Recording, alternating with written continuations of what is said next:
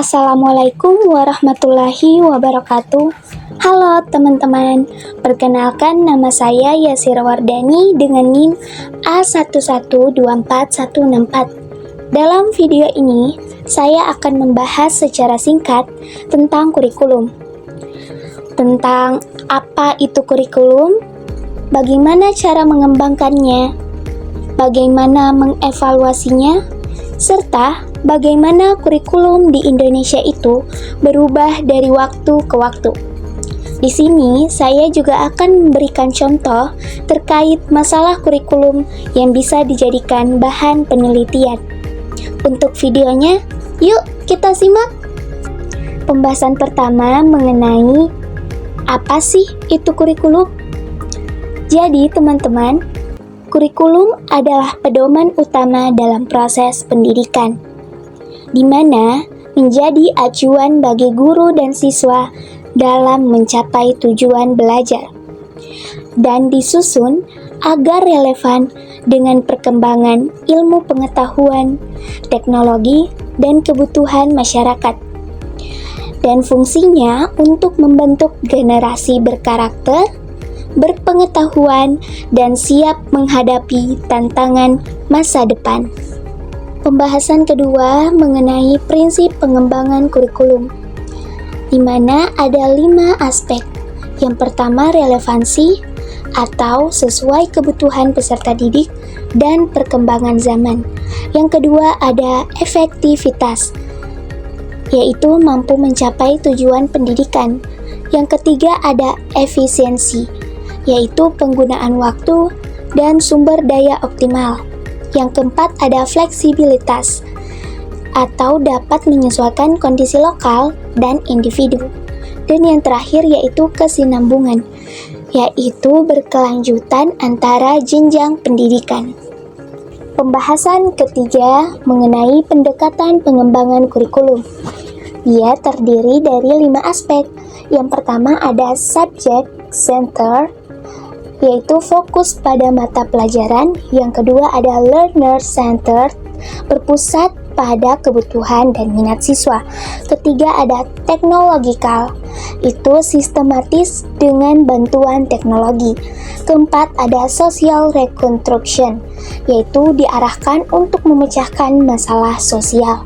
Yang kelima ada integratif, untuk menghubungkan berbagai bidang ilmu.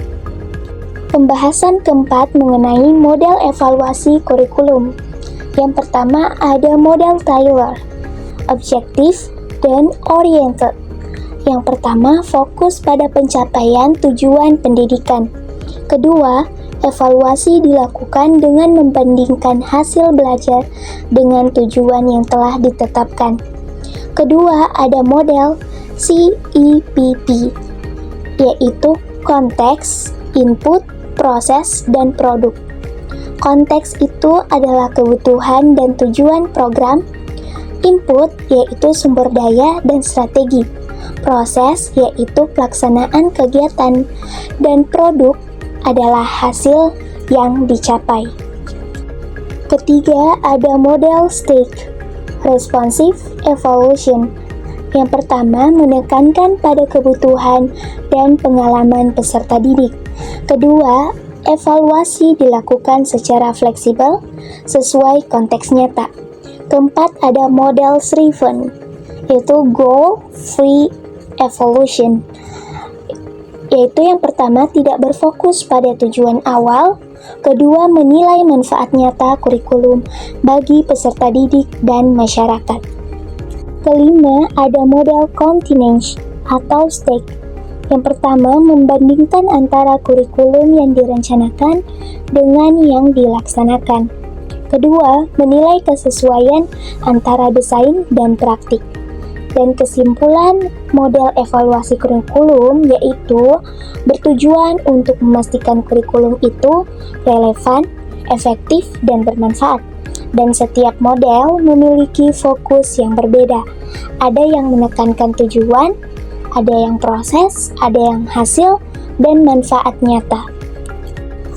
Pembahasan kelima mengenai perubahan kurikulum nasional. Di tahun 1947, kurikulum pertama setelah kemerdekaan, dan fokus pada pembentukan karakter bangsa dan semangat kebangsaan. Di tahun 1952, kurikulum lebih terstruktur. Setiap mata pelajaran itu dikaitkan dengan kehidupan sehari-hari. Guru diberikan kebebasan menyesuaikan materi dengan kondisi lokal.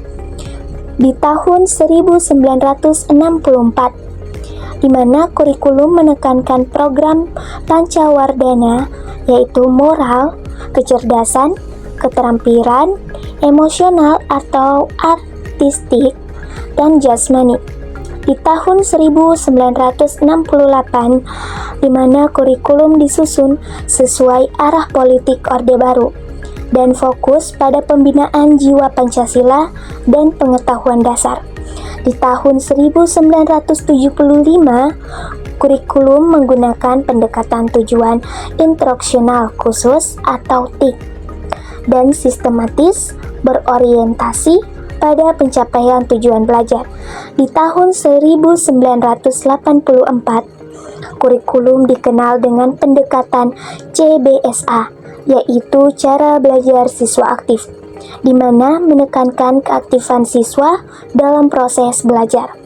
Di tahun 1994, kurikulum menggabungkan kurikulum 1975 dan 1984, dan kurikulum dinilai terlalu padat dan membebani siswa.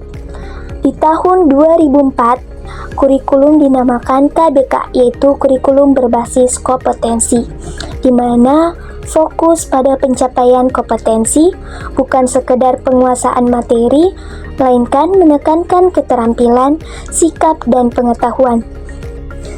Di tahun 2006, kurikulum disebut sebagai KTSP, yaitu kurikulum tingkat satuan pendidikan, di mana kurikulum ini memberikan otonomi lebih besar kepada sekolah untuk menyusun kurikulum sesuai kondisi masing-masing. Di tahun 2013, kurikulum disebut sebagai K13, di mana kurikulum ini menekankan pendidikan yang berkarakter dan integrasi pengetahuan, keterampilan, serta sikap. Di mana juga kurikulum ini menggunakan pendekatan saintifik, yaitu mengamati, menanya, mencoba, menalar, dan mengkomunikasikan. Pembahasan ke-6 mengenai contoh masalah kurikulum untuk penelitian. Yang pertama, kesenjangan antara kurikulum dan kebutuhan dunia kerja. Kedua, implementasi kurikulum baru K13 atau Merdeka yang belum merata. Ketiga, kesiapan guru masih terbatas dalam memahami kurikulum. Keempat, sarana dan prasarana sekolah kurang mendukung. Kelima, kurikulum belum sepenuhnya menyesuaikan perkembangan teknologi digital. Dan yang keenam, perbedaan hasil belajar antar daerah. Dari video ini, kita dapat simpulkan bahwa kurikulum adalah sistem yang terus berkembang. Dengan memahami model, pendekatan, evaluasi, dan sejarah kurikulum, kita bisa melakukan penelitian yang bermanfaat untuk meningkatkan kualitas pendidikan di Indonesia. Sekian dari video saya akhiri. Wassalamualaikum warahmatullahi wabarakatuh.